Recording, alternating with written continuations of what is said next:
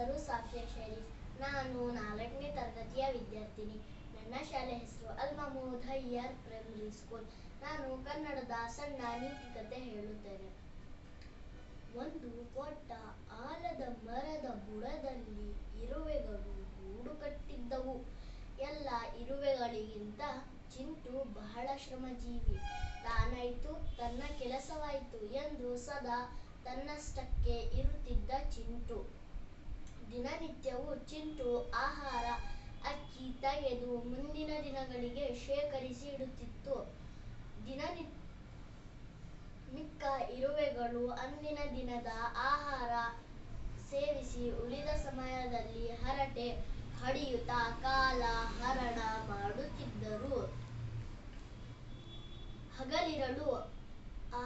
ಹಗಲಿರಳು ಆಹಾರ ಸಂಗ್ರಹಿಸುತ್ತಿದ್ದ ಚಿಂಟುವನ್ನು ಕಿಚಾಯಿಸುತ್ತಾ ಕಾಲೆಳೆಯುತ್ತಿದ್ದರು.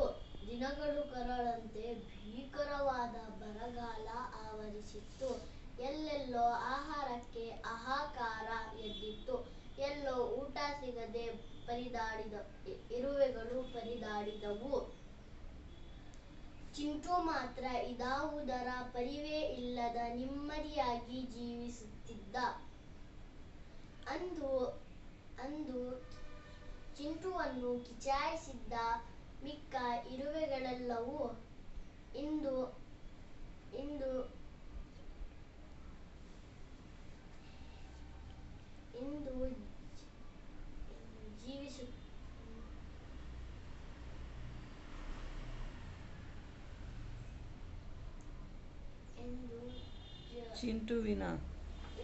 ಚಿಂಟುವಿನ ಮನೆ ಬಾಗಲಲ್ಲಿ ಆಹಾರ ಭಿಕ್ಷೆಗೆ ಸಾಲುಗಟ್ಟಿ ನಿಂತಿದ್ದವು. ಅಂದು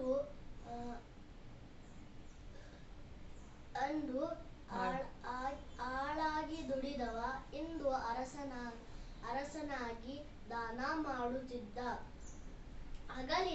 ಹಗಲಿರಳು ಕಷ್ಟಪಟ್ಟು ಆಹಾರ ಸಂಗ್ರಹಿಸಿ ಕೇವಲ ತನಗಷ್ಟೇ ಅಲ್ಲ,